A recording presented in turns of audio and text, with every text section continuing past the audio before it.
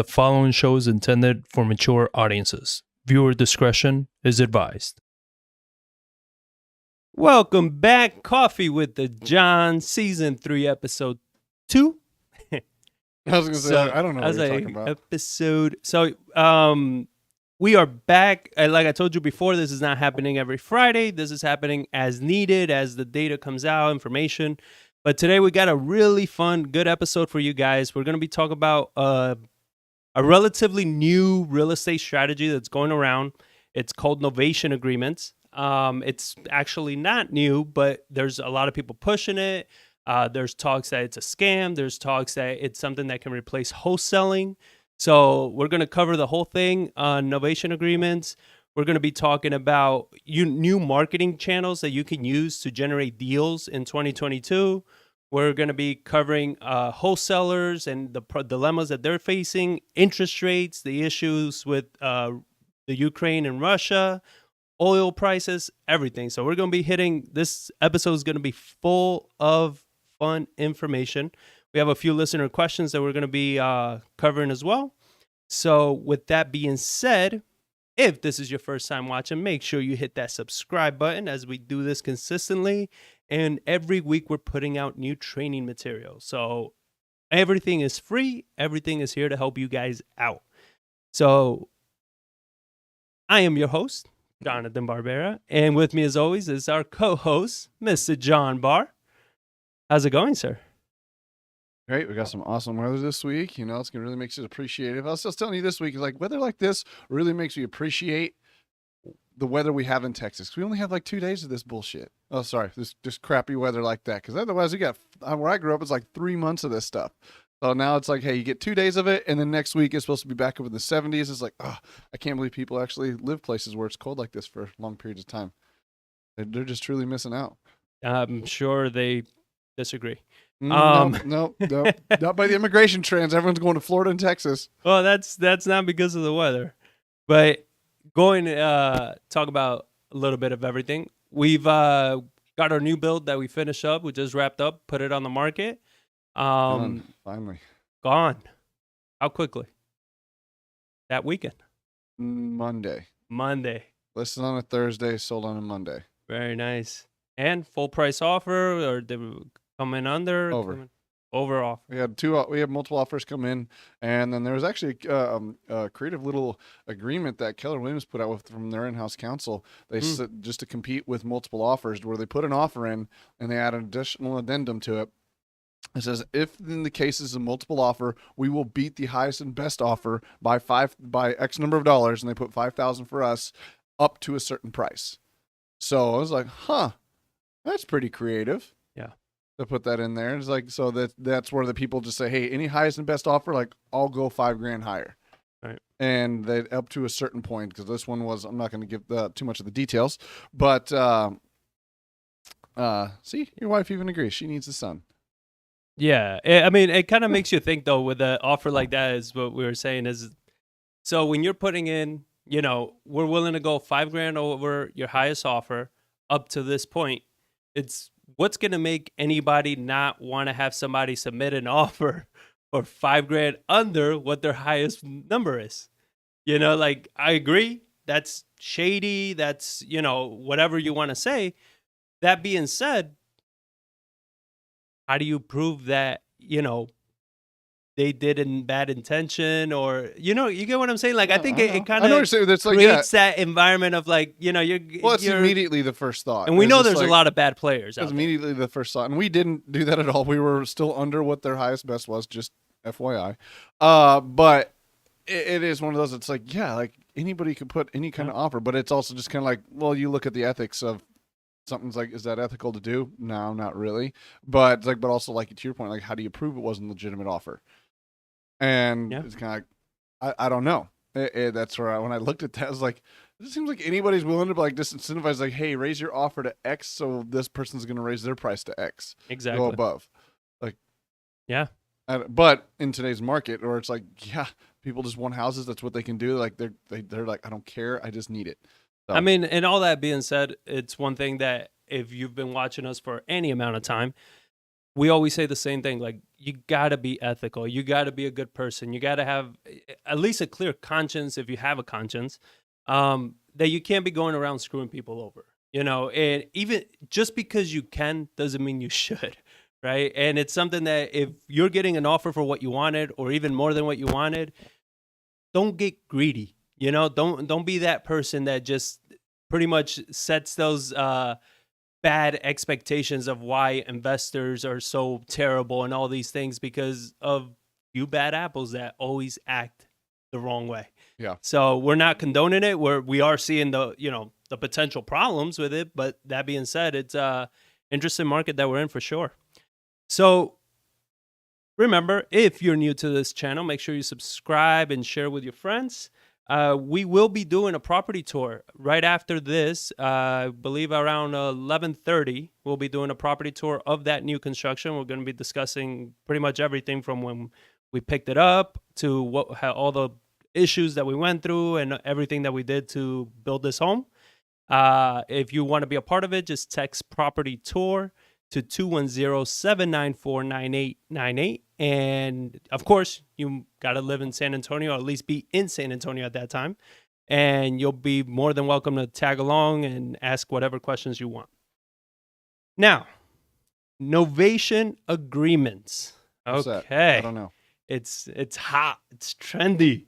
It's what cool kids are doing.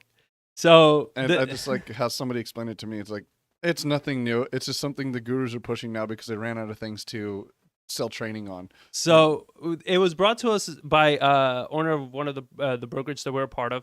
A few of his agents had brought it to his attention, and he told us about it. And I started doing some research because you and I, we're huge on creative real estate, right? That's what we've built a whole business around, is being creative when you're structuring deals, subject twos, doing wraps, owner financing, seller leasebacks, whatever needs to get done to get the deal done, to help out the homeowner, to make sure if you are flipping it, you're providing a good product.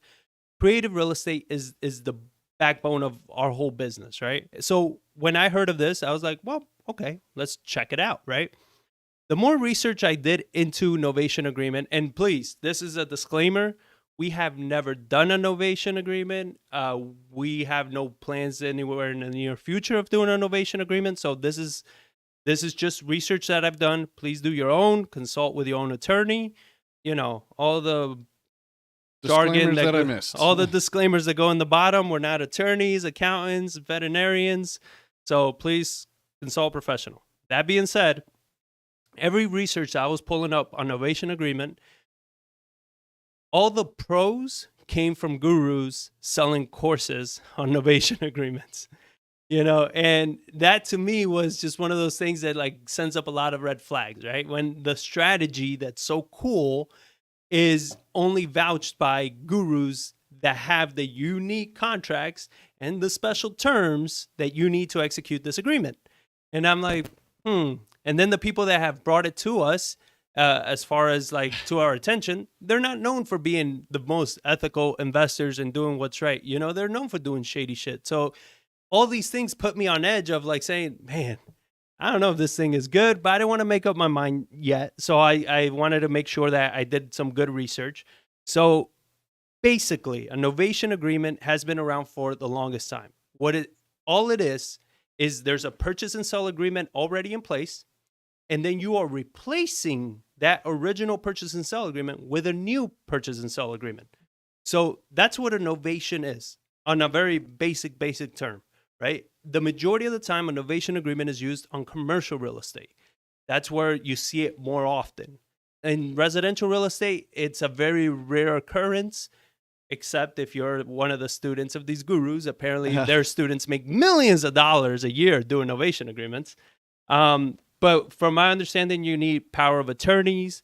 You need to put a lien on the property, because the whole premise of this agreement is that you have a seller that you are saying, hey, I'm going to, let's say the seller wants 200 grand for the house and the house is worth 300 grand. This is an example they gave. So, and your offer as an investor would have come in at 157. They're like, I'm not going to take that one, 200 grand. Okay, this is where a novation agreement comes in. So you go into agreement with the homeowner saying that, okay, you're going to get 200 grand. I'm going to do the work that I need to do to the property, right? To get it to be worth 300. I'll sell it for the 300, and anything between the 200 and 300 is mine. But you never close on the property yourself. You never take title. You never take anything to the property. That's why you do a power of attorney, and then you're supposed to file a lien for, some gurus are saying you should have a set amount that you want to walk away with. So if you say, at 200, I need to put 20,000 in repairs, and then I want 15 grand of profit, right? You need to state that you get your repair money back and the 15 grand of profit. So that's kind of how they explained it, right? The issue I have, well, first of all, what's the issue that you see with that, if any? Well, the way you explained it is, there's just a level of risk to it. Like, for me, I would just close on the property. Or like, you just have this risk of that person. Like, what if they died? Your power of attorney shot. Like, you can't do anything because that person's now dead, and now it goes to their heirs, and now your money's tied up in that thing. Right. And it's where, like, yeah, you got to lien against the property. You eventually get it back, but if you borrowed that money or if you put your life savings into it to try to make this deal work, like something were to happen to that person, it's like there's just such a huge level of risk. And I've heard of people doing this all the time. It's called a joint venture. Yeah. Like, there's nothing. It's just a different term for that. And I've known people that have done them, and they've done them successfully. Yeah. But it's like, if I just rather close, I could see where it'd be useful of like, hey, hard money is very expensive to get. You have a mortgage underneath this thing or you have it free and clear. So why do I need to go borrow this money if I get 200,000 in quote unquote free financing, to where that would be beneficial that way? But it just would come down to the level of risk you're taking, to where it's like, hey, I could see doing something like that if I only had to put a minimal amount of capital into it, and that's the risk to it. But that it just like, yeah, the way one of the gurus that was pitching it was, his name is, what the hell was his name? Pace Morby. So he has a YouTube channel, everything, and he's, he this is where he makes his money, is teaching novation agreements.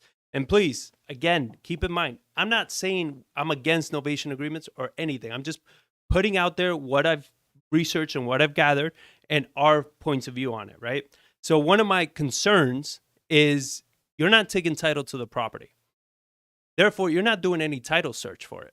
You're not checking out, is there even a clear title? Is there any liens? Does this person even have the right to sell that home? Yeah. Like, you're not doing any. And we come across it how often with the properties we come across. That's like, when we run title, it's like, wait, you're not the one that's allowed to even sell this house. Yeah. What are you doing getting contracts? Yeah, right? that's where I just look at it of just like, I don't know. I could see where it'd be useful in certain scenarios, but it's not a end all to be all marketing strategy of how you can do this with no money down kind of ordeal, which is, I'm sure that's how it's being pitched. Oh, it's 100% how it's being pitched. It's saying, because, you say, why not just buy it? Well, you got to have the money for that.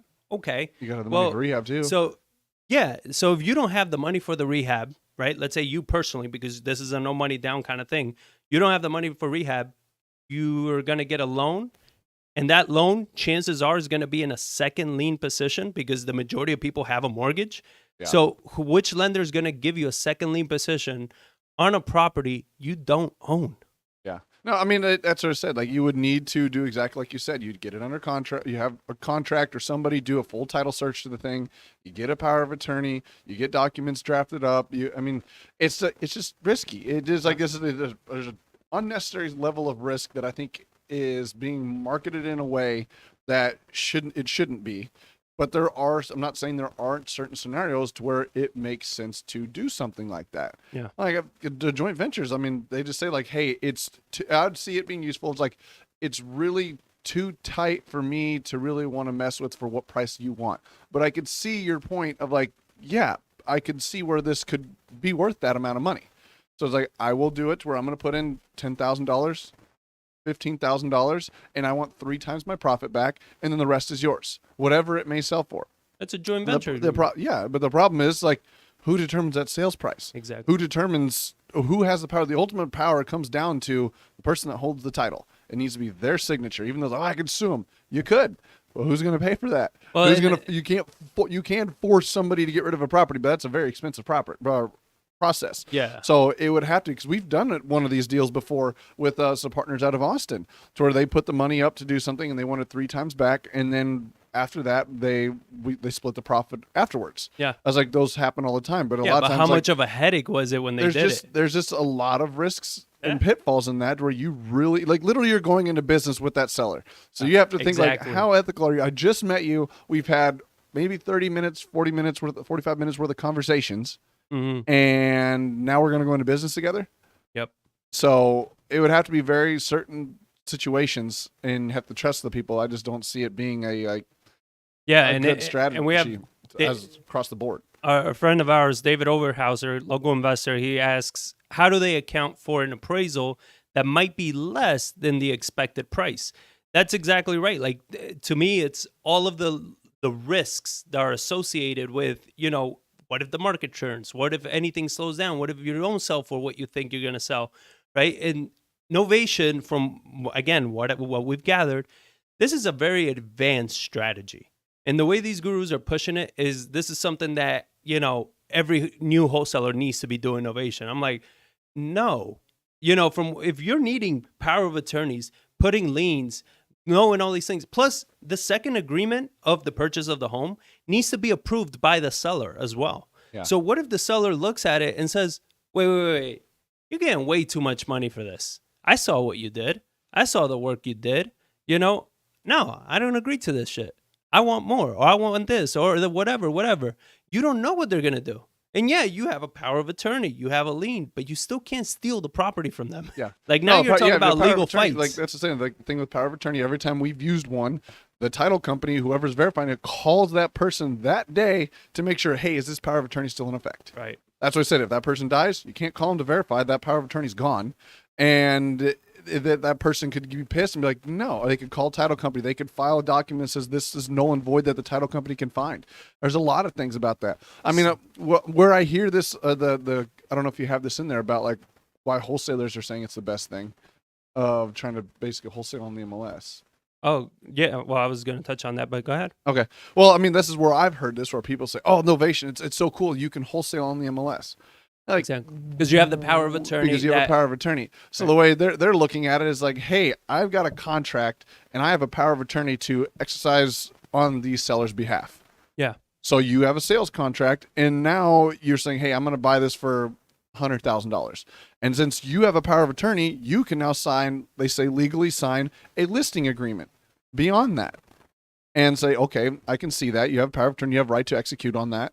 And now they're putting on the MLS. And as the property sells, you can execute that difference. And the Novation portion of it is swap the contracts, and you can make a spread in between. You're saying, hey, I'm selling this thing for $200, but then I have a purchase sale agreement for $250, and I'm going to swap those two, and I'm going to make $50 in the center. Right. But a lot of it, where I've heard people, like, even like real estate agents, like, people that have their license in wholesaling are trying to do this. Like, well, I'm a real estate agent, so I can list it myself and I can buffer my commission. Like, no. Like, where's your fiduciary responsibility? There's a fiduciary responsibility to your client. Like, you can't have a power of attorney. Well, yes, it looks like, but I have the power of attorney. I have this, that, and the other. Like, yeah. But you sit in front of somebody, like, how are you putting yourself first, or your client first, when you have the power of attorney? You're controlling, you're getting compensated via the commission, yep, and you're executing the sales price negotiation. You're supposed to be on behalf of your client, not on yourself. It's dirty in all kinds of ways. You can't do that. But I could see to where somebody could have the sales contract, have the power of attorney agreement, and use a separate agent to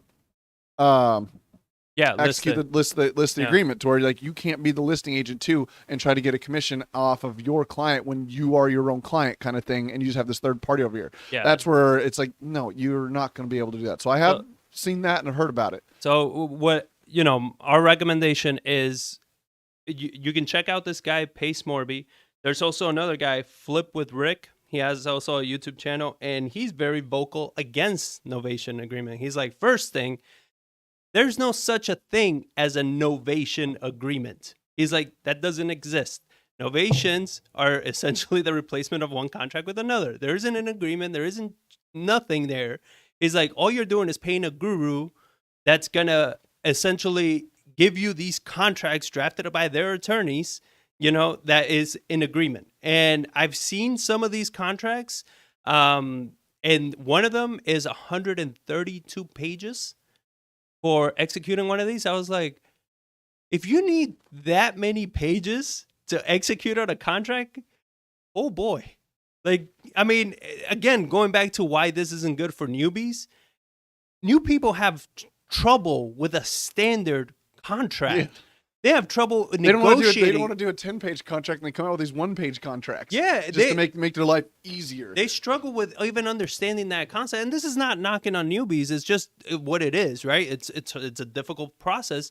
They struggle with the negotiating, with rapport building, with everything. Now you got to walk this seller through all of these contracts and pretty much telling them how, like, yes, it's still your house, but I control everything about it. But you still got to make your mortgage payment, and hopefully you keep making your mortgage payment moving forward. Because, if not, we're going to have a difference of what you're going to get, what the mortgage is going to be. I mean, there's so many things involved. So Flip with Rick is another guy I recommend. Just go check them both out, listen to their points of views, and make a decision for yourself. But what I strongly recommend is, if you decide to pursue this, go find a real estate attorney, not just a family attorney, a real estate attorney, and talk to them about this. How does innovation work? Try to find a title company that will close on one. Try to find a real estate brokerage that will list a novation agreement with those terms in place. Yeah, I mean, Dave puts out here too, it's like a much better strategy that accomplishes the exact same thing as like an equity partnering.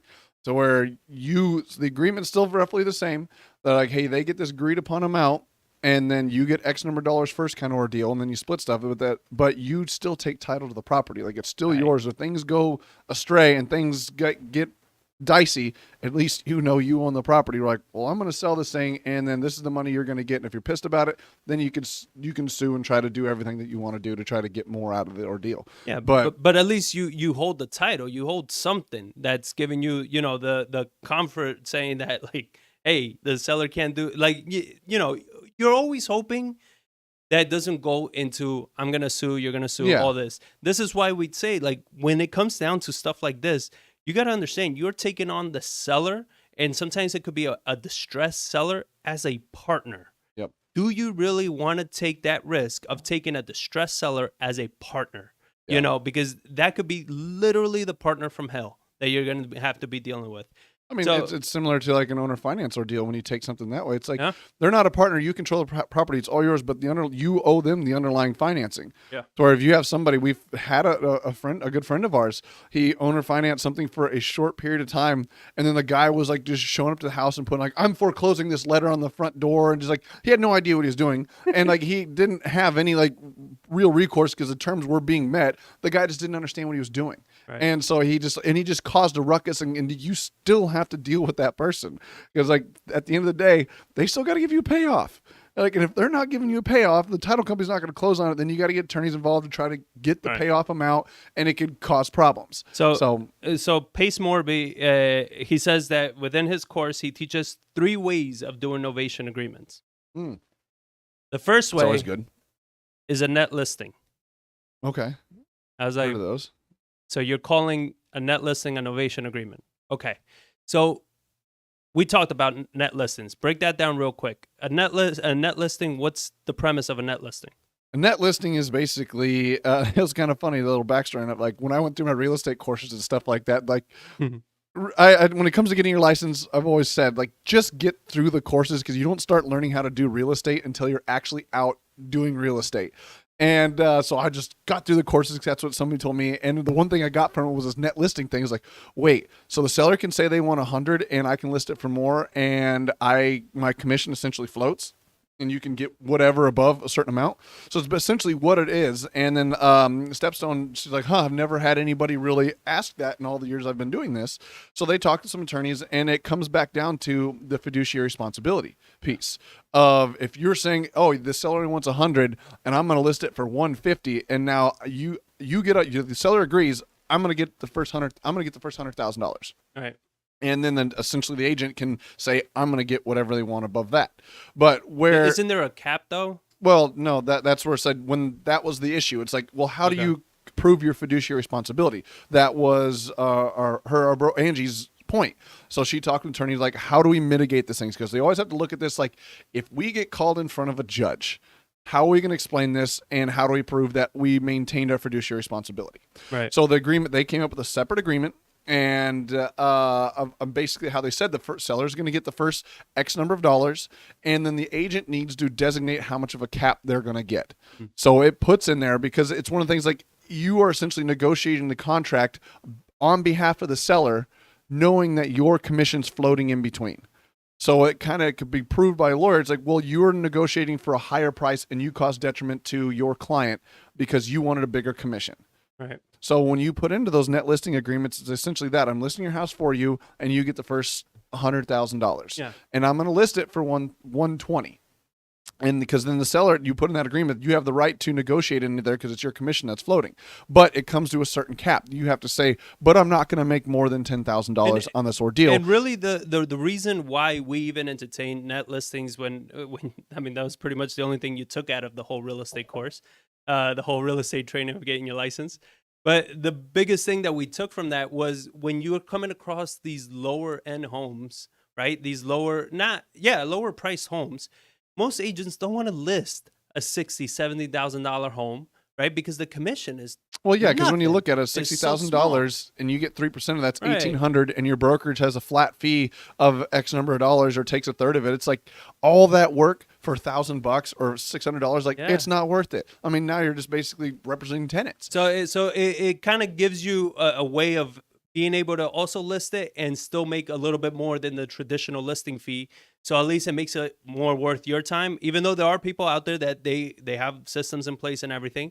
But that was the whole premise of why we even considered it. And people even say too, like, well, in your listing agreement, you say, I'm going to list this for you, but it's not 3%. I'm going to list it for $5,000 minimum. So you can put that in there. So that kind of, like, I'd much rather somebody try to do that, to say, I'm going to list it for $5,000 than a net listing agreement, because it just opens the door for an attorney to go in there and just be like, no, you negotiated on your behalf, not on your clients, to buffer your piece. And we've actually used a net listing before too. I've used it one time. Right. And the scenario was because of the person was in foreclosure, and the spread of what we thought we could get to what they owe and what they were trying to get out of the deal, there just wasn't enough there.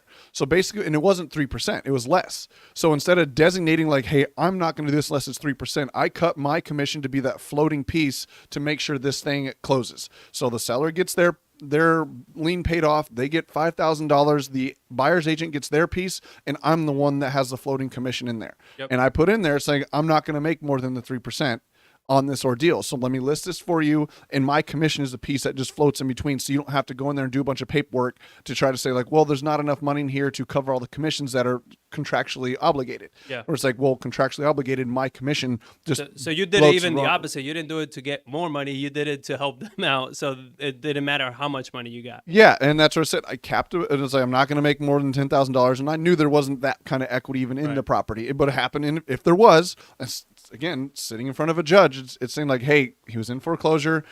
This was the amount, because that amount changes constantly every single day.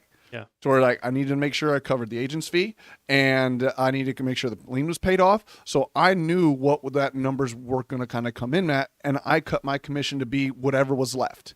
Which was going to be, on my intentions when I ran this, it was going to be less than 3%. And then I even capped myself at 3% or whatever, a certain dollar value. Yeah. So it's like, that's another piece that can be here. It's like kind of the low end, or certain scenarios where there's a financial piece that, because even in that scenario, it's like, I can't put, I'm going to make $2,000 on this because it could float, and I'm cutting myself potentially short if there's a little extra left in there. So it might be like 3.1% or 3.2. It's not going to be these huge windfalls, because I've had agents call me, or not agents, investors call me and it's like, hey, I want to do this net listing thing to where you can list a property for me, and I try to get like $50,000 out of that. Like, no, like, that's not how this works. They want you to list it. They want me to list it, and like, can you net list this thing, and then we partner up so I can get this split? And you're like, no, that is just asking for trouble.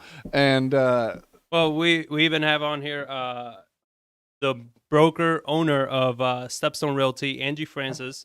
She comments, these gurus don't pay any attention to the agency rules. They don't care. They don't need care. to. How many times have we seen gurus say, you don't need to get a real estate license? You don't need that crap. You don't need to be a licensed agent. And technically, yes, you do not need to be a licensed agent to be in real estate. And we did a whole video on should you get your license.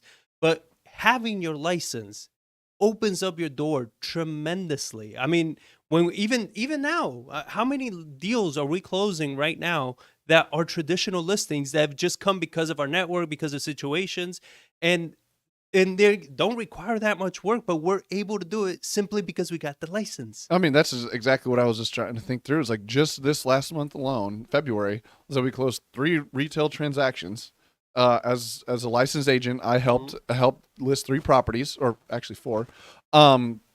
Got commissions off those, and then you look at all of the properties. Like we have 4. I just did this morning. I switched one of our properties to pending, and I was like, I got 4 listings on there, and like they're all pending. I was like, that's kind of cool.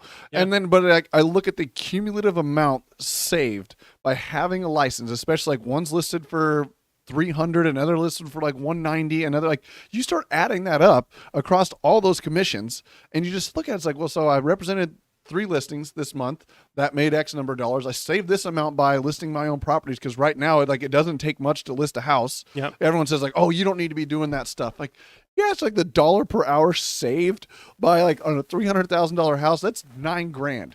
Yep. And yes, broker commissions, whatever it may be. But when you're listing a house, like, yeah, I might have 2-3 hours invested into that thing. I don't know about you, but $3,000 an hour, it's like, I'll go ahead and save myself $3,000 an hour by listing my own properties. When you add that, like, it adds up to a very sizable chunk of money that we saved just in this month alone. That I don't agree with, because I don't get out of bed if I'm not making at least $10,000 an hour. Okay, guru. Hashtag blessed.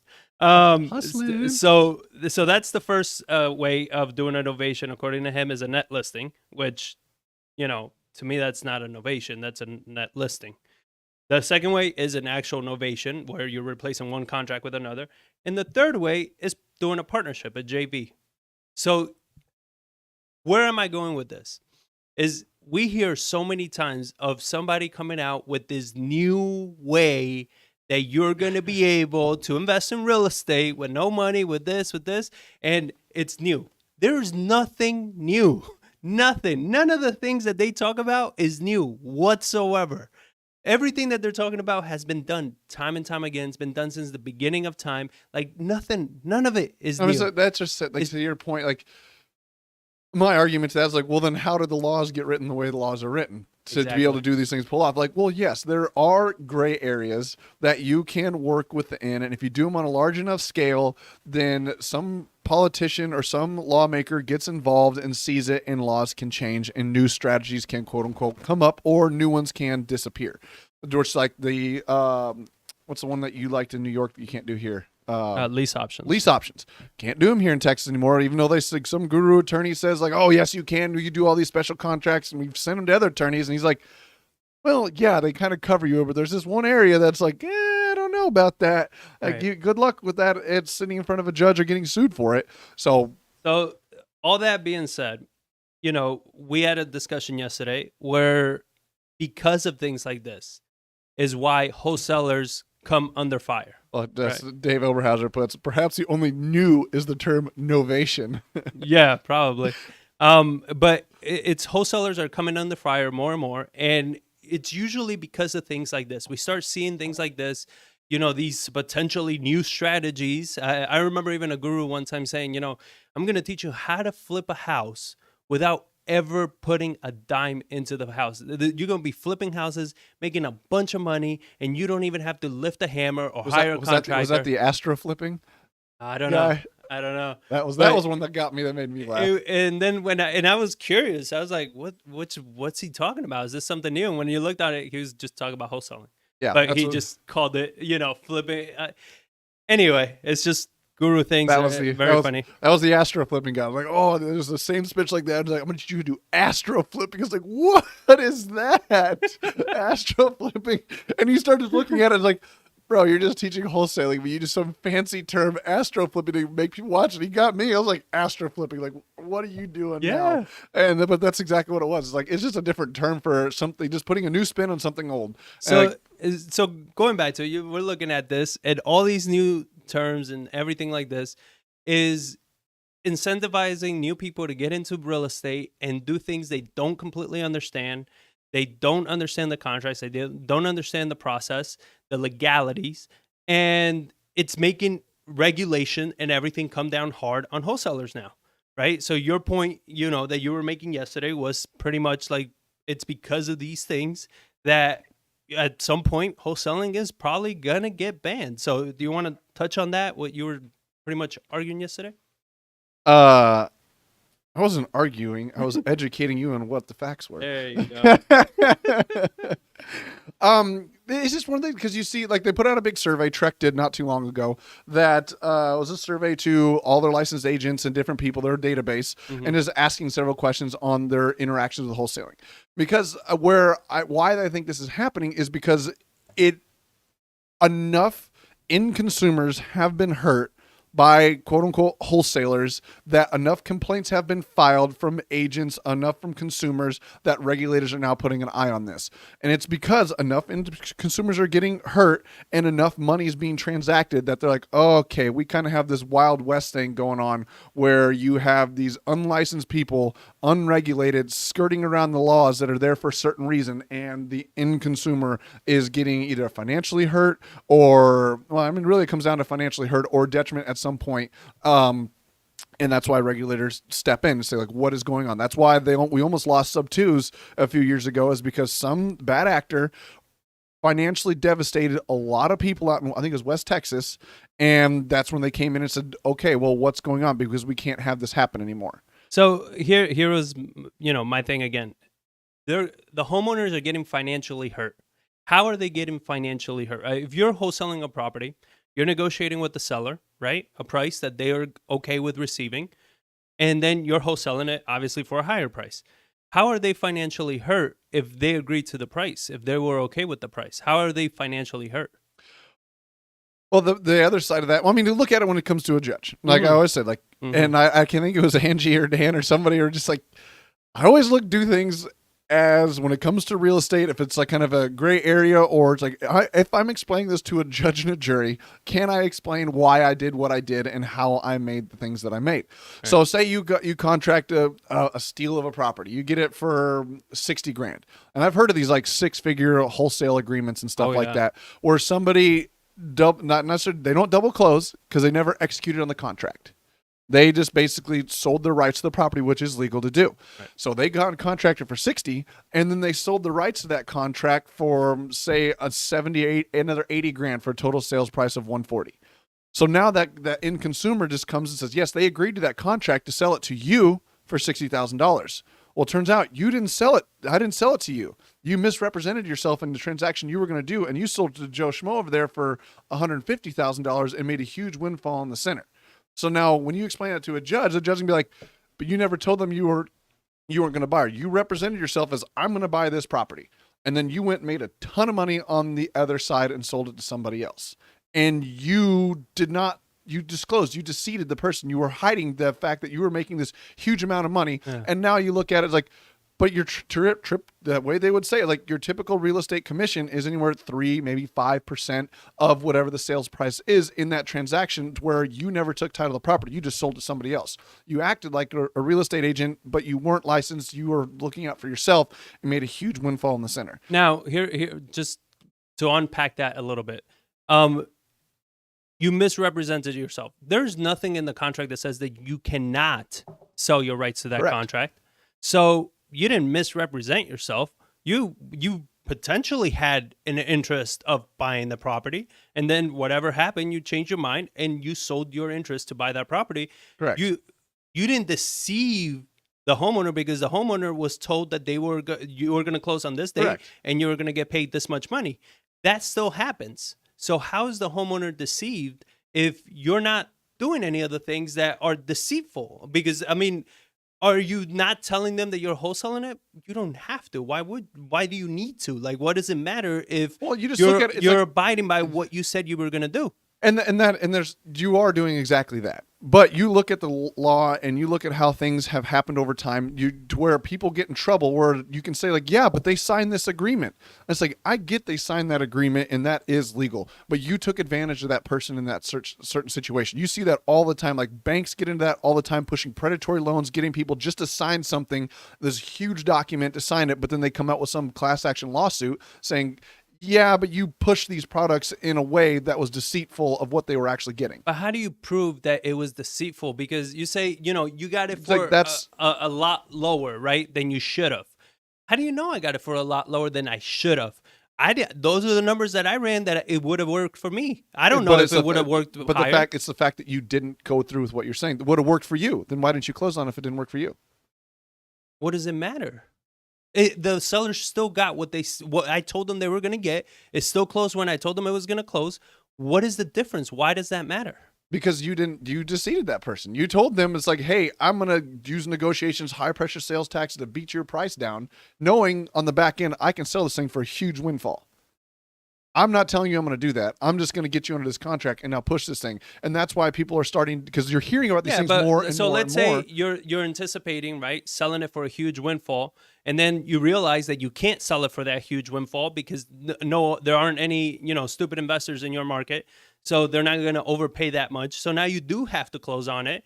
So you still didn't deceive them because in that scenario, yeah, you actually fulfilled your obligation of the contract. But you how weren't being presented. deceitful. You were just seeing if there was somebody else that could probably make it work with better than you can. So you're saying that in front of a judge, because this is what we're arguing. We're arguing if you're sitting in front of a judge, Yeah. how do you defend this? Yeah. Right? So you're saying in front of a judge, the judge is going to say that you were being intentionally deceitful. You knew your intentions were to wholesale it because you didn't have the capital, whatever it is. And then it comes down to the piece of a fee. Or like, if it's only like 10 grand, it's like, that's not that, okay, 10 grand over 60,000. Yes, you were deceitful or whatever it might be, but you're only talking like a 10% fee. It's the huge ones. And we hear about them, of somebody making a shitload of money. And then that person that you across from, it's like, this isn't a business. This is just an individual. That's why laws a lot of times get written, is to help protect the end consumer from people that have superior level of knowledge. You're an expert in real estate. They're not. They have no idea. And they contacted you and you got them to sign some contract, and then you made a huge windfall at their expense, their financial expense. Now flip it to the other way. We run into these people where we say, I'm going to buy it for 100 because it makes sense for 100. Some wholesaler comes in there, say they're in foreclosure, and says, oh, I'll give you 120 for the house. Who's that person going to sign with? They're going to sign with that investor that can do it for 120, and they're going to lock them in a contract. Then sellers thinking they're going to be able to sell the property, and then come day of closing, they couldn't sell it to anybody. They had no intention of ever buying the thing. Right. And then that drove them into foreclosure. There's another scenario on the other side. It's not making too much money. It's you were promised too much money by somebody that didn't know what they were doing, and now you were financially hurt because you got foreclosed on. You're saying, this person said they were going to buy my house and never did. Well, but now we're talking about slightly two separate things. I do agree. I understand, and I agree with what we've always condemned these wholesalers that are contracting, and this is because, again, these freaking gurus, right? Just get it on the contract. Just get it on the contract. You'll find somebody. Like, no, if you don't know that it's the right price or anything, then you shouldn't be getting it under contract. You understand? Like, one of the things that we just released a video this past week called on reverse wholesaling. I didn't know that was the term. That was a new phrase for me. New phrase. But it's how we started, is that we found buyers first. We found our buyers. We found out what they wanted. And then we were working with them on these deals to figure out what is a good deal for you. So then that way we can lock it up and they will buy it and we will get a little fee in the middle, right? So that's how we got to understand and learn real estate, what a deal looks like, how to negotiate, how to value repairs. It's called reverse wholesaling, apparently. But it's a good strategy for you to learn. Right. But if you don't know what you're doing and you're contracting it for whatever price and you don't even know if that price is right, then I say 100% you're being shady, you're being deceitful, and you are not looking out for that seller, because that seller now is making arrangements, packing, perhaps already moving. And then when it comes time to closing, you're like, I can't close. Yeah. That's fucked up, right? Yeah. So the problem with that is that, going back to the previous point, I don't find a problem with somebody wholesaling a property personally. I don't see the issue. I understand the argument from, perhaps a judge or something like that. I still think that you trying to attack me because I'm making money is the most, I guess, un-American thing I've ever heard of. Right? That's the whole point, is we make money in this. You create And a there's- business there's as nothing- long as the homeowner's getting what they agree to and they're happy with that number. It should not matter how much you make, right? That being said, this other practice is bringing bad light as well to the whole brand. And they're not going to implement a law that says, oh, you can do wholesaling this way, but not this way. No, what they're going to do is they're going to come in and say, it's done. Exactly, that's the problem. And a couple questions we have here. So you don't know me, but doesn't the contract say something like buyer Joe Smith and or assigns very clearly? No, it does not. The TREC contract does not say that. And I mean, people use special contracts, the one-page contracts that can say that stuff, but your typical one-page TREC promulgated contract that comes out does not say and or assigns, but it doesn't say can't be assigned either. Right. And that's how a lot of people and you go take those to title companies. Some title companies say no, it needs to say and or assigns because you're changing the buyer to cover themselves. There's other ones that will back that up, says it doesn't say that, but it doesn't say you can't do that either. Right. And we've spoken to real estate attorneys that have told us that. They're like, hey, it doesn't state that you can or that you can't. Yep. So because it doesn't state it, then it doesn't mean that you can't. It also doesn't mean that you can. Yeah. It's just... Well, I mean, let's use an example here too, because I can't remember what the show. I saw it on Netflix. It was like Dirty Money, or that series that came out, like Money Heist or something like that. It was a 10-part series that came over like how people had deceived a lot of people and stolen a lot of money from somebody. It was about the government. I'm sorry. Go ahead. Yeah, good luck Bad with that. joke, No, the bad government joke. was hammering. I'm hammering kidding, down. YouTube. And It's a it joke. was on loan sharks, of people that are taking advantage of uneducated people and doing payday loans. Yeah. And we've all been in these scenarios. Like, think of like cell phone contracts back in the day when you're just getting charged all these fees. You're like, what in the hell is all these fees? Well, it was in the contract. You didn't read it. It says right here you agreed to these things, and you're pissed. You're like, no, I did not agree to that. Like Page 753. Exactly. But it was a loan sharks where a gentleman was he found loopholes and was making businesses owned by Indians on Indian reservations, and was doing loan sharks to people and charging above what was deemed egregious and predatory lending and interest rates. That's why there's a regulation when you do of the amount of interest you can get on a contract, where it said like it's 18% is the highest you can get on unpaid amounts. All of them say that's the highest you can get. Anything above that, and you're really going into uncharted territories legal wise. Right. So even though you signed a legal promissory note that says you were going to pay this amount back because somebody came in and slid a contract for you saying, hey, I have what you need, just go ahead and sign this dotted line right here and don't worry about all the stuff. That's just all the stuff the attorneys say, and you sign it. And then somebody goes to collect on that. It's like, no, you forced them, not forced, but you pressured this contract, use high pressure sales tactic to make it really, you were selling them like a piece of gold when really it was a piece of coal.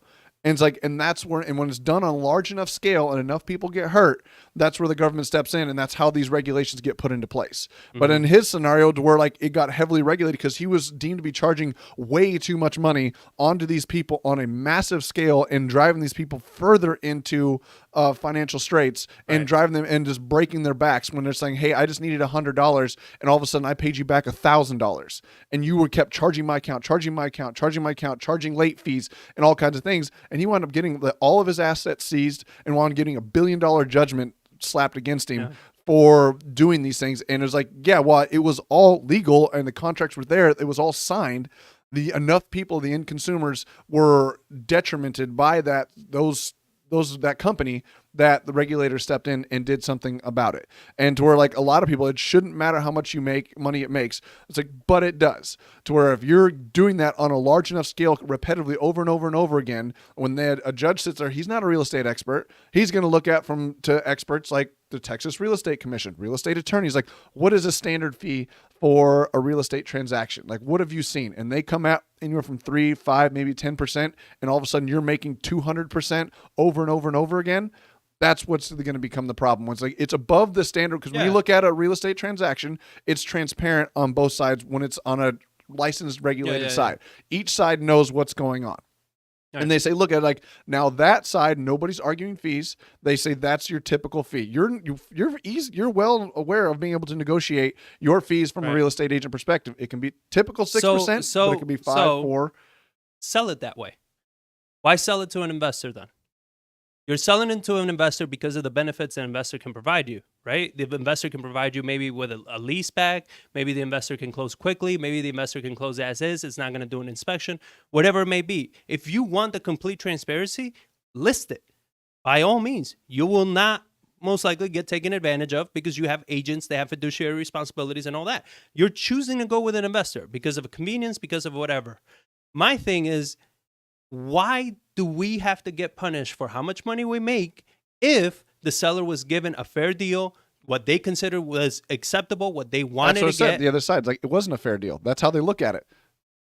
But it was a fair deal for them. That's what they wanted. And that's what you negotiate them down to. But it's your opinion whether that was fair or not, just because I made more But that's money. what I said. It's not your opinion anymore. Like if it gets to a large enough scale, it's the courts and the public's opinion. So the courts and the public's opinion is going to be that you should not be allowed to make too much money because that's not allowed. That's how it's going to end up. That's how it's going to be looked at. Because like just that guy, it's like you needed $500. I gave you $500 to help you out of your financial strait. And yeah, who cares if I made $2,000 off of that $500 investment in a month off of you, and I made it even worse for you. You agreed to it. I gave you what you wanted. When I was when we were doing construction, we used to have this argument with sometimes the clients. They would say, they would call us to do a job, and we would give them a quote and everything, and be like, "Wait, you can't be making $2,500 in 3 days. That's not right. That's a lot of money. Based on what? Well, it's 3 days of work. How can you make that much money? Well, you're paying for the experience that we have to get the job done right. We're providing the materials. We're making sure everything gets done correctly. You're paying for the job to be done correctly, and you're paying for our experience. There's a old saying of I'm probably gonna butcher it, but the point of it was like the whole power system went down in a whole city. Yeah. And they call this guy to fix it. Swung a And hammer he and charged goes over, $50,000. turns on a switch and charges 10 grand. He's like, how are you going to charge me 10 grand for flipping the switch? He's like, because I knew what switch needed to be flipped. He's like, he had an invoice. It's like $1,000 for flipping the switch, $9,000 knowing which switch to flip. Exactly. So that's my thing, is that as investors, right, especially people in the wholesale space and everything, you do a lot of marketing. You're putting in a lot of hours. You're doing a lot of negotiation. You're doing a lot of work. Not every deal pans out. Not every deal makes a lot of money. So then for the few that do make good money, you're not allowed to capture those either. Nope. Like they don't care about that. Yeah. That's just they're not going to care. It's like, and it's the fact that you didn't disclose it. It's like, if your intention was to buy it, why didn't you just buy it and then resell it then? Because that's why you got the big boys, the New Westerns, the Net Worths, all these other ones. They double close, right? Because you can never say that, and I'm sure that's why they do it, because they're doing it on a mass scale to say like, well, you deceived this person, you resold. It's like, no, I didn't. I bought that property. The fact that I resold it the next day is the legal piece. But when you still see those huge fees across large scales and enough people start complaining about it, that's where the government's going to step in. That's where regulators are going to step in. It's not the fact that you, I am all for capitalism, make as much money as you want. But when you start doing it on enough people on a large enough scale, enough people complain, it doesn't matter what's right or wrong at that point. That's sad. It's going to come down to like, hey, it is agreed upon that in a transparent transaction, and that enough people are pissed off about this, that the public's going to step in. The government's going to step in and say like, no, you can't do. That's how laws are written. Yeah. Is when enough things go the wrong way, enough people get pissed off and gang up against you, even though you may be right under the current circumstance law, that's how laws change. So is because enough people got pissed off about what you were doing, and now they come after you and change laws. To kind of wrap up this conversation, the biggest takeaway I hope you guys are getting from this, it's not don't do wholesaling. It's not don't do novation or don't do, net listings or partnerships. It's that focus on being a real investor, on getting educated, on understanding what are the right things, what are the wrong things, on understanding what it really takes to be a real estate investor. Because guess what? Like John says, laws will change. They always have, they always will. They're always going to come down on stuff. And the only people that are going to survive are the people that truly understand the business where they can adapt. Like if they got rid of wholesaling, we're still fine. It doesn't affect us. If they change something in flipping, we'll still be fine. It won't affect us. We Yeah. can adapt because we understand every aspect of every piece of investing, right? And our whole point was, when our first couple years was just learning and overly, like, asking questions. How do you do that? How do you do that? And what I'm seeing with a lot of new wholesalers is that just quick flips, quick wholesales, quick wholesale. I just want to make that money, make the money, make the money. And I'm like, but you don't understand what a deal even looks like. You It's don't like even those are the ones that are going to cause regulation. It's the bad actors, the uneducated, the people that are just in it for the money and not for the love of the the love of the game. Right. And it's like, and that's what's going, and that's all it always happens. Is you got one person or a few people or one group that come in and just do something like egregious, hurt a lot of people, and that's where it comes in and people start getting hurt. And that's where, like, that's why wholesaling is being cracked down on, is you have so many bad actors in there, and these stories are becoming more and more and more. And it's not just the making more money that's probably bringing more attention. It's the fact that people are driving them into foreclosures. They are saying, I'm going to buy this house, and they don't buy this house. Let's also say that the real reason is because the board of realtors is pissed, and they're big board. They carry a lot of weight, and they're making a lot of noise on this. They're pissed at wholesalers because to them, wholesalers are taking from their agent fees. They're taking from their board dues, right? So the board of realtors, they're pissed. Well, that plays into it as well, because it becomes more and more people doing it, and you hear more and more their stories. greed that's also influencing this, because they have more money and more reach, and they're like, oh, we're missing out our nut on these properties because you're wholesaling. You could look at it that way too, but I don't think that's all of it either. That's 100%. No, because they're motivated by money. Yes, but there are people that like do it for a good reason. Why it's motivated by money, they say, like, yeah, we're missing out on our fees, but people are getting hurt, because you couldn't just go to and say, oh, we're missing out on our money. I don't think the law is going to side on that, but when they can put a case together and say you've driven enough people into financial straits because of the deals you put them in, you did an owner finance and didn't give that person the right to foreclose, and now you've let them foreclose, and you made all the money in between. You stopped paying the mortgage. They couldn't foreclose to get the property back, to sell it, and you just kept all the money in between. That's what happened with the owner finance piece. Yeah. And it's like, that's how it gets brought attention, and that's how people really start looking at it and start digging into it, and then it becomes into greed, I think, second. Yeah. It's like, hey, you realize there's a problem here. Like, people are getting hurt. This is a regulation to oversee transactions like this, to help rein everything in, to make it a fair and even playing field to where capitalism can flourish. And then now people are getting hurt. They look into it, and then they say, okay, well, now we're missing out on our fees as well. And that's why, I mean, not to beat a dead horse, but it's why you got to be subscribed to an investor's journey. I mean, all the content we put out is exactly of what's happening right now in the market, strategies you can do right now, and everything is always legal. We care tremendously about our name.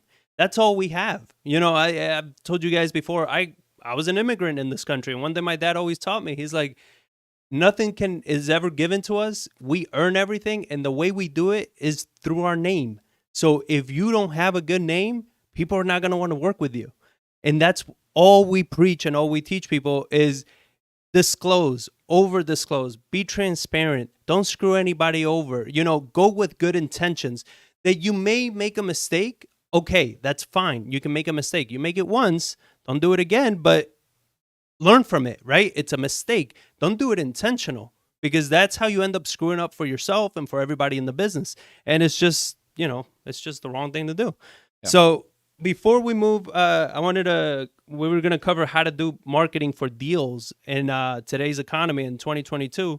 But I wanted to cover a little bit more of the current economy. I mean, we have so many things going on right now. I had a property tour that I did this week, and a gentleman that we know that he's a local investor and lender, he was saying he feels that the rise of interest rates and all that is going to affect real estate. He's like, I have no doubt about it. It will affect real estate, and it's not going to be good. So there's I'm seeing a lot of people on YouTube, everything, they're saying a market crash is coming. The real estate is in a bubble. So I know you have a few articles that are going to touch on a lot of things of the economy that is going to drive this factor. So, well, and then the article we had last time we did Coffee with the Johns, we talked about it. It's like, people don't care about the price they pay for something. They care about the payment that they're going to have on that property. It's like, I represented somebody this last weekend, and he didn't care about the price. All he cared about is like, yeah, but when I rent this thing out in a year, am I going to break even? is the payment he cared about, and what that is. Like, well, what's the payment going to be on that? What's the payment going to be on that? What's the payment going to be on that? 300,000, 400,000, 500,000. What can I rent it for? What's the payment going to be? Can I get that? Right. And it's like he didn't care about the price, and people don't care about the price. They care about the payment associated with it. They look at it and they get kind of sticker shock. But when they break down the financing, they look at everything like, well, I can still afford that. Most people aren't financially savvy enough to really realize like what is driving that price. Mm-hmm. What is the or my payment and stuff like that. So will it affect it? For sure. It's slowly applying the brake to slow the thing down by rising interest rates. The problem is that's not going to do too much to it. Is like we still have no inventory.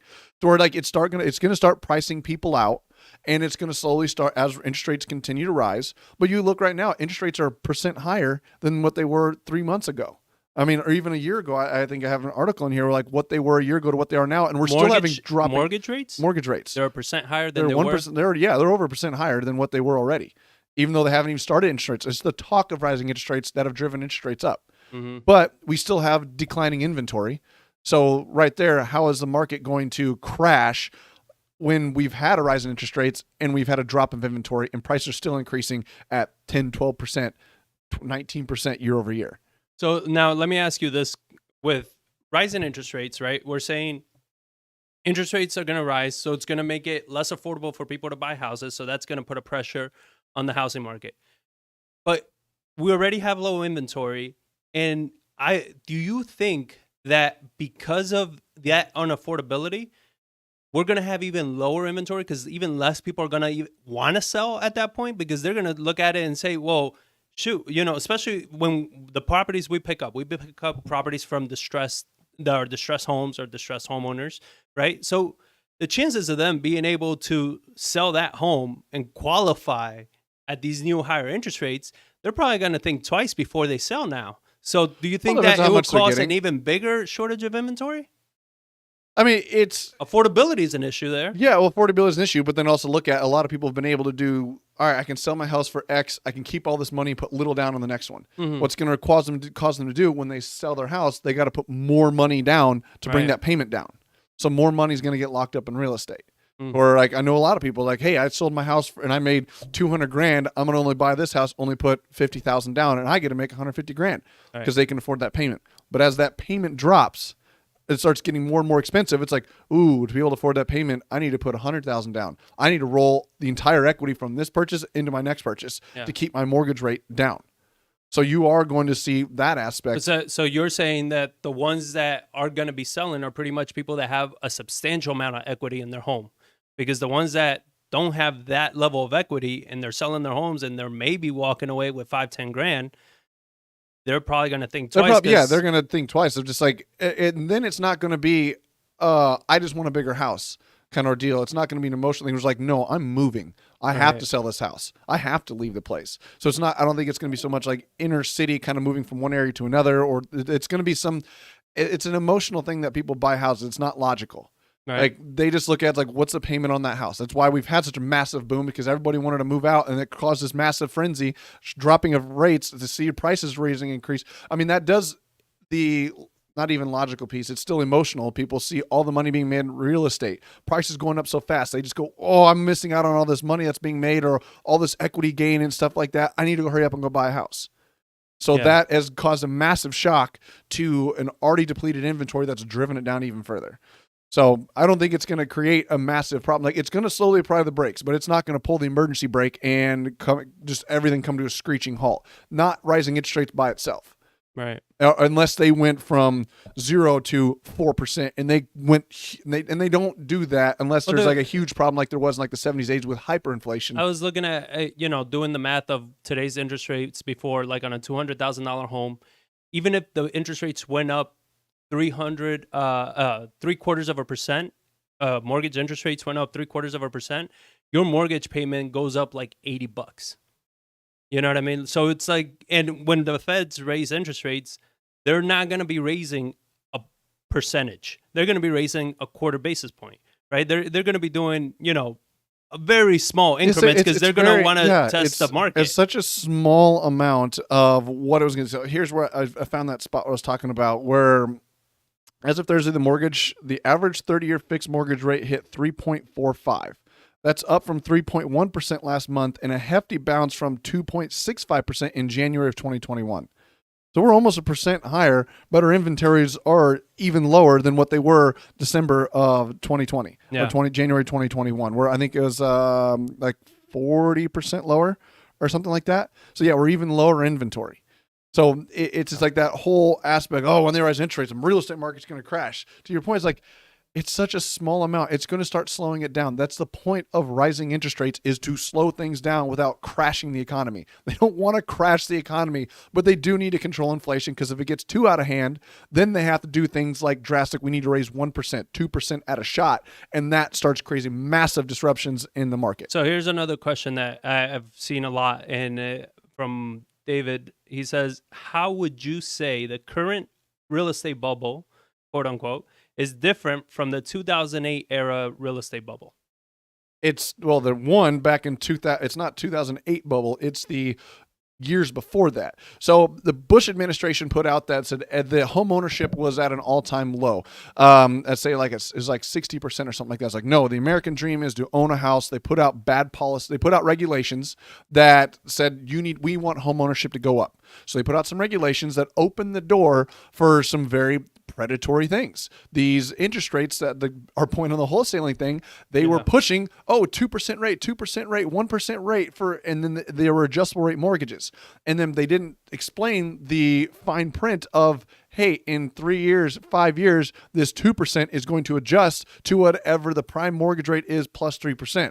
They didn't expect interest rates to go from 2% to 5%. And then all of a sudden their mortgage payment went from $1,200 to where your point where 0.75% is only $80. Well, what's 1% to 9%? You're talking hundreds of dollars. Oh yeah, for sure. And so when the prices went flying through the roof and the mortgage rates were, their teaser rates they were calling them, were lower, and they weren't selling what was going to happen when those things adjusted, prices kept rising and rising and rising and rising and rising. And then all of a sudden, once those teaser rates came about and came due, you started having a lot of money or a lot of payments that couldn't be made. And that started locking up the financial system. That started locking up the lending system when money wasn't coming back. Yeah. And that started causing prices to fall and started a lot of bad loans. And you also had the ninja loans, the no job, no income, no assets, and you could qualify. So it was bad policy done in the 2000s era by, I think, the Bush administration that led to the 2008. I think it was one of the economists we talk about, like what causes big crashes is when bad policy was done and the free market was able to, capitalism was able to come in with bad policy and bad guidance and create these massive bubbles. But so this isn't a bubble. And that's what I said. What's the difference is like now it's like you can't, if you don't have a job, they come out that Dodd-Frank, and that's your point, like they overstepped, they did way too much, but that regulated the lending market, that regulated how things were built, that regulated the financial industry when it comes to what's pushing these things. So a lot of people to where, if they didn't have a job, they didn't have assets, they didn't have income, they couldn't qualify for a mortgage. You have those debt to income ratios that says if you can't, like 45%, which to me is still way too high, but if 45% of your income, debt to income, goes towards, with this mortgage on top of it, is over 45%, you can't qualify. Yeah. So where it could cause a bubble is if rates go way too high and a lot of people start losing their jobs way too quickly. That's why what scared them so much with the pandemic is all of a sudden unemployment went from 4% to 15%. A lot of jobs were being lost, and that's well, how are people going to pay for these mortgages? Fortunately, it was a lot of people on the lower end that were losing their jobs, and you still had a lot of financial backing that were done for mortgages and everything that postponed those things to keep it from falling apart. Also, during the 2008 crash and everything, like they hesitated a lot before doing stimulus packages and everything like that. Yeah, they waited a long time. That has been, long gone by now. They don't hesitate worth a damn at this point. They understand that it's like, if this starts churning, we are going to throw everything at it. We'll print trillions of dollars. We'll give people money. We'll do whatever needs to get done.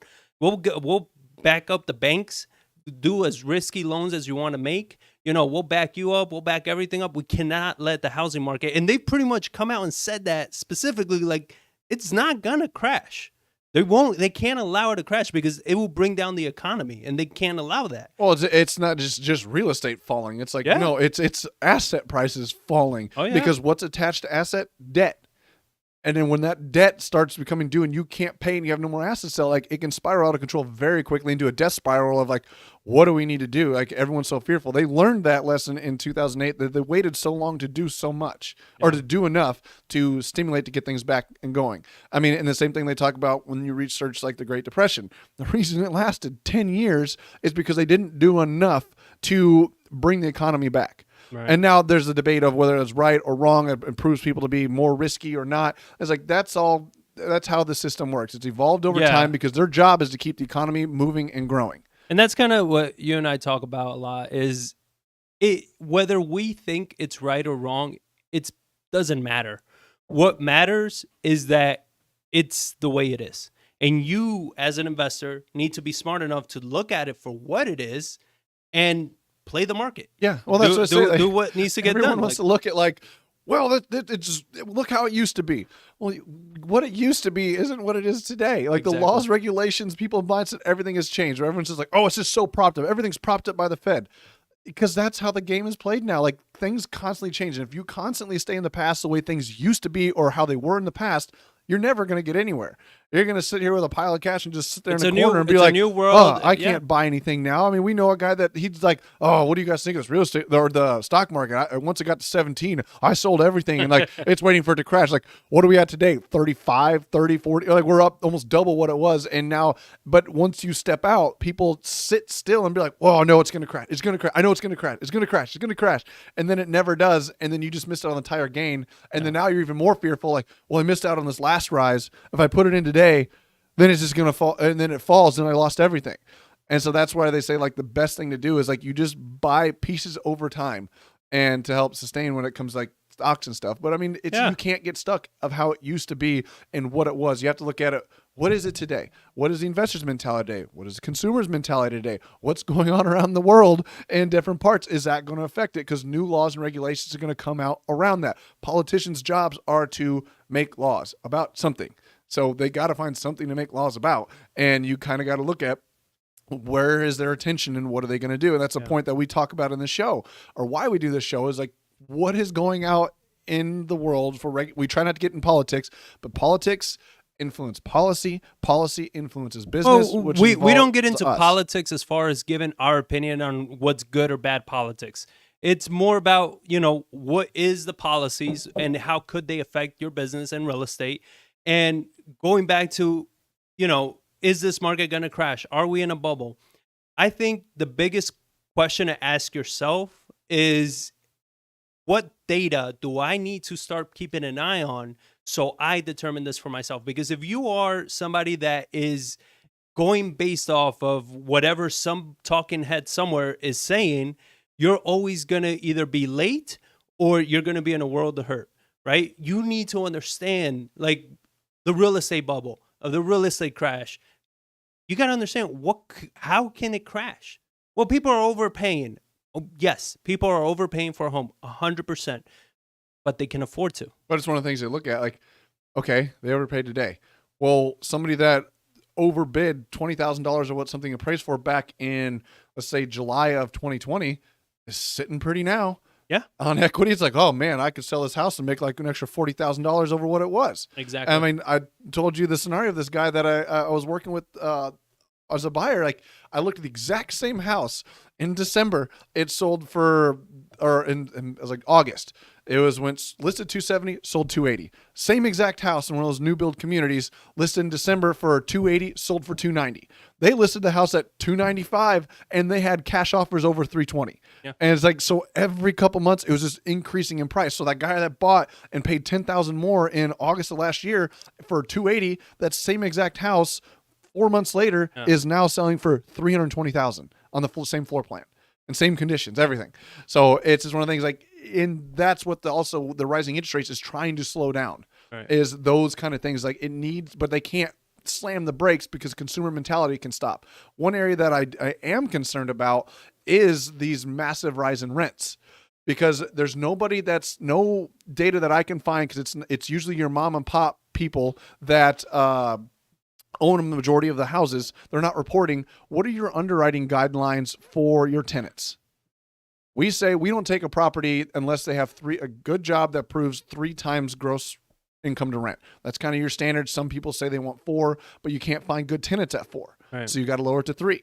But then you have pressure of higher taxes, so you raise your interest rates, and you can't find a tenant, and it's starting to hurt your pocketbook making those payments out of tenant. So you say, I'll go down to 2.8 rents. I'll just kind of just for now, I'll just do that. And then it goes from 2.8 to 2.6 to 2.7, 2.4. You're looking for whoever can pay. Whoever can pay. Yeah. And then, but now you look at because you're trying to get these higher prices. That is an area of concern for me, is if these labor shortages and things like that to where your tenant can't pay. That's where I can see that it can hurt the real estate and the investment industry, is your underwriting guidelines to tenants starts to deteriorate and they lose their jobs and you stop getting income growth, and say people start slowing down and you can't find tenants or you do cash out refinances. Yeah, rents are flying through the roof right now, but you do cash out refinances because you see all this equity and stuff like that. You take all that money, payment goes up, because you're thinking you're going to constantly get this, and now it starts to slide back down, right, or you can't afford it. Or you say like, well, now I'm breaking even and now I got repairs that I can't afford. Because I mean, we always say like, hey, rents don't really drop. Well, they haven't in the past, but they haven't been going up 10% year over year for 2 years in the past either. Even more. I mean, there's been areas that we've seen rents jump from one year to the next by $400 or $500. You know, you're talking about 25% jump in some areas. So it's like, so now you're saying, what if renters are not able to afford it? My question is, what if regulation starts coming down on landlords that they cannot be charging these high rents? Like rent control. Yeah, a little, because we've seen it in New York, right? Now they're proposing, they did it before and they're trying to propose it again, where you can, as a landlord, never evict a tenant. Doesn't matter what the reason is. You cannot evict a tenant, not even off an Airbnb. So pretty much if somebody makes it to your house, they'll be there forever, right? So I'm like, when we talk about bubbles and market crashes, you got to look at locally as well. Policy, people, migration, because you're going to have markets crash in some areas and you're going to have markets boom in other areas where people are going, where regulation is better. So if we see more rent control, more things like that, we're going to see investors start leaving those markets. We're going to see the market shift. We're going to see demand shift, because it's going to be something that's like, this doesn't make sense anymore. Yeah. So I even heard of, there's a proposal for a bill here in San Antonio or Texas, or all of Texas, where they want to get rid of property taxes altogether. They want to get rid of property taxes, and they want to bring in, make marijuana legal and bring in casinos to make up the difference. So I was like, those are something that, as an investor, like if they get rid of property taxes. You want to talk about the boom in prices you would have in Texas if you eliminated property tax. Because the property taxes, like, go back to our same thing. It all comes down to that payment. Yeah. And when property tax goes from $400 of that payment down to $100 of that payment, that means your ability to afford is going to rise drastically. So your run on properties, I mean, that's what happened in California, how it got so high out there is it froze the property taxes when you bought the house, and that's when things really took off. Right. And they reset once you sold, but they froze it once you bought. So like that's when you're going to see like a lot of things take off. If they get rid of property taxes, then it's like, man, the run on property would be absolutely insane. If they did that, I'd be like, screw it, buy anything and everything right now, because the value's about to just scream through the roof in the next 5 years as those prices start adjusting and people start realizing the amount of price they can afford. Well, and that's why, the majority of the properties we have, most of them, we don't want to flip. We don't want to sell, because we see this coming. We see the amount of growth that Texas has the potential for, that's like, man, these prices are not going to slow down, at least in this market, anytime soon. Other markets, California, New York, they're different. You got to look at those markets. But the Texas market, affordability, and then, I mean, I don't know if you had an article or not, but like the whole crisis that we have right now with Russia and the Ukraine, right? The war, everything that's going on over there, that's already affecting oil prices, which affects gas, which affects transportation, which affects consumer. It affects everything. So, and that further increases inflation. Yep. You It's know, going to further increase housing prices because, like, how does lumber get from Canada to here? Because you had that trucker convoy, and you have people in the United States doing the same thing, where they're like truckers are banding together, and you take 50,000 trucks out of the ability to transport lumber. oof. Where's lumber go? Goes through the roof because now they got to pay more to get that stuff here to incentivize that 10 of those truckers or 1,000 of those truckers to say, guys, I'm all for this, but I'm going to make an extra 10 grand hauling this load. Like, I'm paid. Like they've bought my loyalty to break this to go to do that. Yeah. And that just gets passed down the line. Yeah. So at one of the new build communities that we toured this last weekend, the exact same house in December of 2020 was selling for 280. And that house now is at 380. And he's like, well, I was like, it's not that we're trying to make more. It's like, it's costing more to build, but it's also, we are in a business to make money, and we continue to raise prices because people continue to pay those prices. Well, we have a supply and demand. We have inventory. Like, we need to get rid of it. And when some of the new builds we went and toured, like DR Hortons and KB's, like out near the Stone Oak area, he's like, dude, we're like, our closest house is going to be done in July, and we have 6 people on the waiting list for the house for when we make it available. And it's like a lot of them, like, I asked him, he's like, oh, we got some more inventory coming in May. Like, inventory ready to buy and move into? It was, oh, no. Like, to buy just a lot. The house probably won't be done for 6, 8, 9 months beyond that. Like, oh my God. He's like, and that's why prices continue to increase. Because that is not sustained. That is like, man, if they're willing to pay it, I'm going to keep raising the prices, because now raising the prices makes more money to where they can go buy more land to build more houses. Yeah. That's their job, is to build houses. So like a lot of those things do make a case for it. And now one thing you were interested on that I mentioned, that somebody tried to make a case for how this Ukraine conflict could lead to lower mortgage rates in the short term. Because you have your typical flight when you've seen it, I think the NASDAQ is in correction territory, almost touching bear market, down 20%. And there's been a flight to safety. When markets crash, there's a flight to safety. That's why you see interest rates or bonds being purchased to look for safety and safe havens if this goes out of control. Right. Well, when they start buying a lot of bonds, what's it do to the price of bonds? It drives them down. The interest rate goes down. So the mortgage rates are tied to the 10-year treasury loosely, but they are. And as if the 10-year treasury were to continue to drop, that could push down mortgage rates for the short term, while people are doing a flight to safety and a lot of money's transferring over. And I was like, that's an interesting way to think about it, because now you got this headwind of where the Fed wants to raise interest rates, slow down the housing market, but then you have massive buying of these bonds and stuff like that, pushing down interest rates in housing market, mortgage-backed securities and stuff like that. Mm-hmm. And that can put mortgage rates down, which could further increase the buying power of the end consumer, pushing prices up even more. So I was like, it's an interesting thought. So it really just kind of like, how long does that go on over there, and does that come to fruition? Because they can't guarantee that's going to happen. But he's like, well, if you look at a traditional sense, when there's a flight to safety, interest rates fall, and they want to rise interest rates to slow down inflation, but they can't. They're doing it, but you have those bonds being picked up, holding interest rates down. Well, and that's what we're saying too, is that because real estate has been doing so amazingly these past couple of years, we're seeing more and more people kind of flying to real estate, willing to pay because they don't care, as long as it's in a hard asset that keeps going up and keeps appreciating.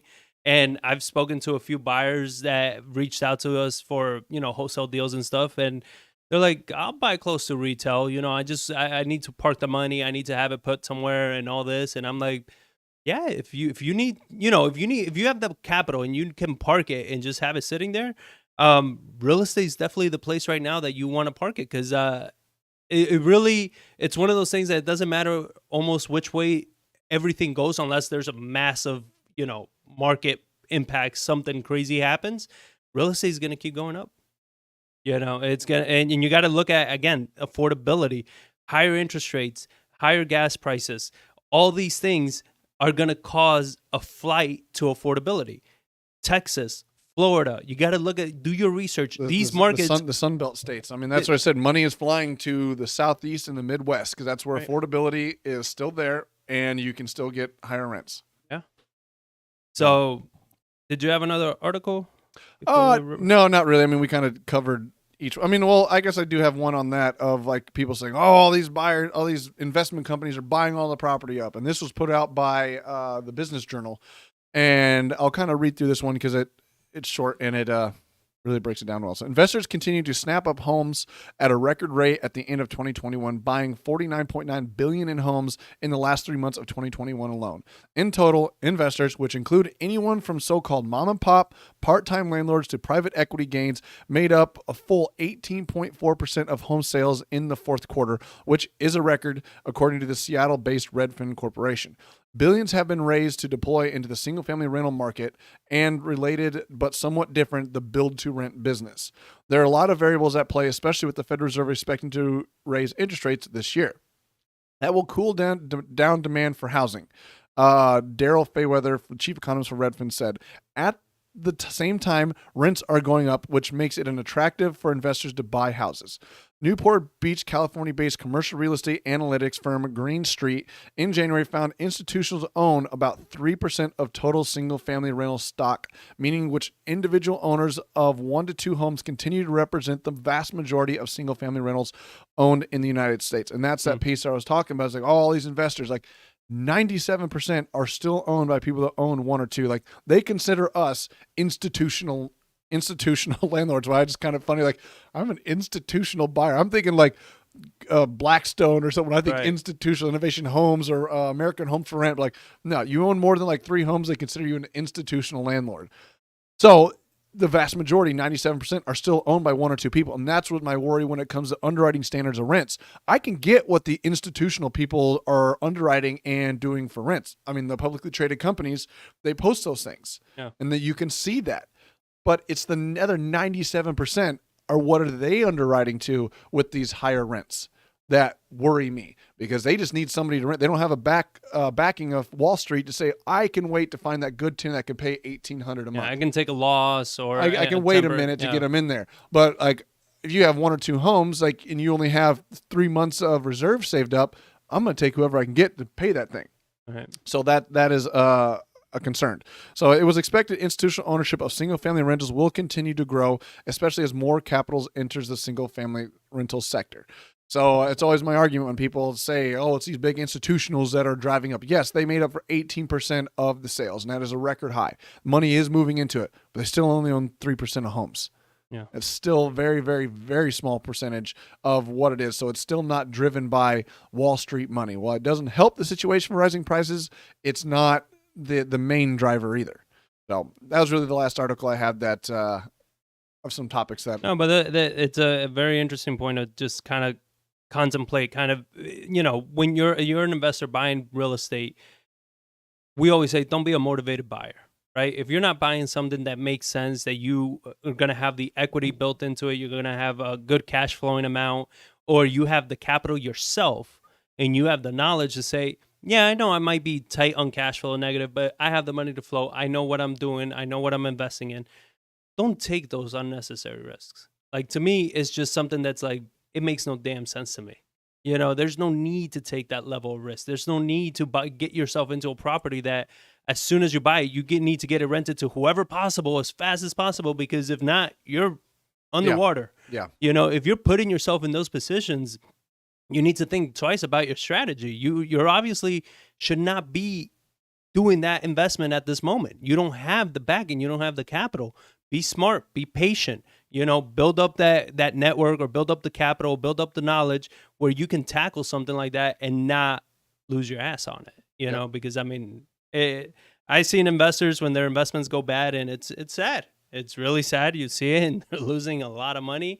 And these guys, as much as you want to call them institutional, they're not institutional. Yeah. It's just they own a few rentals and they're trying to just they can't go get a $100 million line of credit from Wells Fargo to shore up their balance sheet for 6 months, 8 months to help things. They don't have a tap to the Federal Reserve to say, hey, buddy, can you give me a big line of credit? I kind of got a little overstretched here. Yeah. And they and they can do it.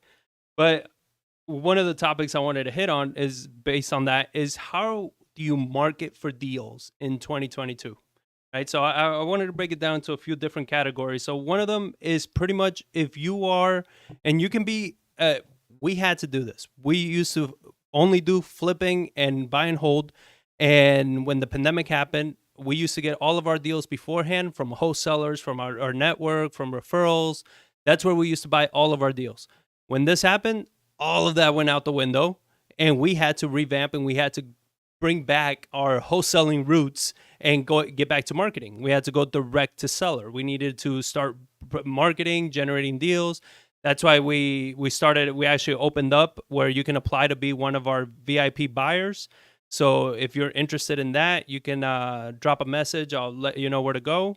But you can be one of our VIP buyers. And in doing that, we are able to essentially cherry pick the investments that we want, negotiate them the way that we need it, so we can acquire the properties that we need to keep our business growing, acquiring rentals and doing all that.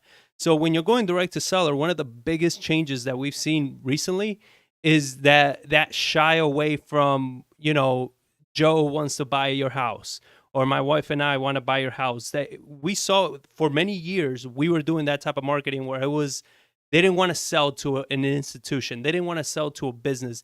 They wanted to sell to somebody local, somebody they knew, somebody that's just a one-on-one transaction. Like they wanted that kind of simplicity. They wanted that. That's what sellers were looking for. What we're seeing now is that they're looking for the big buyers. Because there's so many of the little ones that they don't know who to trust anymore. So now they want to see that you do have credibility. They want to see that you have a website, that you have a business. They can look you up. They can find you. They can search you. That you have a Better Business Bureau reviews and accreditation.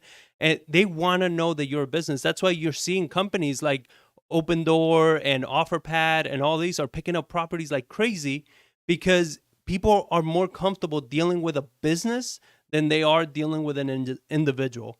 So if you're doing any type of direct-to-seller marketing, that's one of the shifts that we've seen, at least in our market. Your market could be different, but in our market, you need to come to them as a business. So we approach them as, Prime Home Solutions, and we're letting them know who we are. They know, when we send our mail, stuff like that, everything has our brand on it, our company name. They can look us up. We're everywhere. You understand? And that has been very helpful, especially with the older sellers. They want that credibility. So if you're doing any direct-to-seller marketing, you got to keep that in mind. That whole, Joey wants to buy your house, it's not working anymore. It's not working. This is in 2016. Yeah, you got to step up, and you got to get a company, start branding it, and you got to get out there. You got to get out there with your company. Now, if you can't do direct-to-seller marketing, right? You're a fix and flip, buy and hold investor, and you just don't have the time to do it. Before, we used to go for wholesalers. Right now, a lot of wholesalers, they suck, right? They're terrible wholesalers. So the reason they're being regulated is because people are getting screwed over. Exactly. So the ones that I recommend you search for are the single wholesalers. These not the company of wholesalers, because those company of wholesalers, they're in it for that bottom line. Get it as low as possible, sell it as high as possible. Screw anybody that that gets affected in between. They don't give a damn. It's just bottom line profits. So they're not going to care about bringing you a good property or anything like that. They're just going to put it out there. Whoever bids the most gets the property. But if you're going after individual wholesalers, somebody is just them, and they're trying to build a brand, they're trying to build a name for themselves, you see that they're good people and everything, then you got to become their premium buyer, right? You got to tell them like, hey, I want this type of property, these areas, this thing, I want it like this, like this, like this. You bring me that property, I will buy it every day of the week. Because now you become a VIP buyer for them. So it makes their business much easier. Now they know exactly where to market because they have a buyer already lined up for that. So you can become that buyer for them. And another thing that a lot of these wholesalers need is capital for marketing. So if you're a buyer that you don't have the time to do the marketing, but you have the capital, find a wholesaler that doesn't have the capital but has the time and fund their marketing. Fund the marketing, and you tell them everything that comes out, we're going to split, obviously, because you're paying for the marketing and everything. But you're giving them the money, and they're chasing down the deals. They're negotiating. They're doing everything, and they're bringing you deals that you want. Mm-hmm. So if you're hurting for deals, if you're right now, those are the strategies that are working. They're working for us. They're working for a lot of people that I know. And the last one, if you have no money, nothing, I put out that video this past week, reverse wholesaling. You know, that strategy works. You build your buyers list, you go to your buyers list, ask them what they want, you find the properties that they're looking for, you ask them, how do you negotiate it? They'll let you know about repairs, they'll let you know what price they're willing to pay. You work your way, a little finder's fee in there, you get paid. The next one is going to be easier. You're going to be able to do it perhaps on your own and maybe make you a little bit more of a fee. And the next one and the next one, you go learning the process while you're making money. Don't get too crazy, because then you get regulators in there. Yeah, and unfortunately for everybody, regulation is going to come. It's going to come down to everybody. It's going to Regulators need to regulate. I mean, Yeah. it's kind of where it's going to be, and they go to where the attention is. And unfortunately, enough attention has been brought to wholesaling by whatever means. If it's people making too much money, people getting drove into foreclosure, whatever it is, it's there. And usually regulators over-regulate. Yeah. The That's majority the of the problem. time. I So- mean, because you start seeing it too. Like, I think it's like Philadelphia that you can't wholesale. Like, they've literally banned wholesale. I don't know how they did it or what they do, but they outlawed wholesaling in that municipality, Right. which is crazy. The fact that a municipality even has that power to control things like that. But that's also, I made the point last week, like, real estate is very hard industry to disrupt. Yeah. And we're like, oh, just one size fits all Uber of real estate's going to come through the entire nation and eliminate all these things. Like, no, because it can be regulated on the federal, the state, the local, and the municipality levels of rules can be put into it. Well, So we just saw Zillow pretty much shut down their whole iBuyer program because they were losing millions of I dollars. saw doing it. something, I didn't click on the article and read it, but the headline was that Open Door lost more money than Zillow. Well, they did last year. They did that. They're Yeah, always losing. it's like, that's funny, Open but- Door and all these companies. They're a Ponzi scheme. The Yeah. only way they make money is by raising the next round Yeah. bigger than the last one. They're a because huge like Zillow Ponzi is like, scheme. they make money. They're like, okay, we see this, like, this is affecting our core business. We're sinking Yeah. too much money to this. It's not being profitable. We're going to pull out of this. We're Open Door. Like, their whole job is to do that. So it's like, well, it's our whole business. We have to do it. So Yeah. No, it's funny when I'm pulling comps for properties that we're selling, and I see property from Open Door and stuff. A lot of their properties sit much longer on the market than our properties do. no, but their And prices, they drive a lot of comps, Yeah. like significantly higher. That just happened to us on one of our properties where we're thinking it's worth 230. And we were debating like, I think we're just going to sell this one off right now. Repairs are a little higher than we anticipated. We're just going to put it on the market and sell it. And all of a sudden check the comps, and an Open Door property is under contract for 15 grand higher. Like, it sat for a month and a half to find that buyer. Yeah. But they found that buyer and it pushed the prices 15 grand higher. It's like, okay, maybe I'm going to think twice about selling this one off now, because that thing sells at that price, and they're getting it. That's the thing, is like, they're driving those prices, and they're getting conventional mortgages because they turn these things so fast, versus FHA that have a little more stricter guidelines. So prices will increase, and like, we're going to keep stuff. Yep. So once again, guys, if you've been enjoying this, make sure you subscribe and hit that thumbs up button. It helps us out a lot. And if you're in the San Antonio area, text Property Tour to 210-794-9898, and you can join us whenever we do property tours of projects we just acquired, so you can see the pre-rehab process, the rehab process, and the post-rehab process. We do it all stages. You can ask all the questions you want. We're usually there, we try to keep them short, but they tend to last a few hours. But we're always there to help and try to show you guys what it really is to be a real estate investor, not just the hype and the fluff and all the crap that you see on, social media and everything. This is really how it goes, the numbers, the process, the headaches. It's all, real. So with that being said, that is it for today's show. Make sure you are subscribed so you don't miss the next one. And we will be bringing on more guests with different experiences and backgrounds. And I'll try to find somebody that knows how to do novation agreements or has done them. And we'll ask them questions, and we'll, pick their brains for a little bit and see how that process works and how it goes. So thank you all for watching, and we'll catch you on the next one. Bye-bye.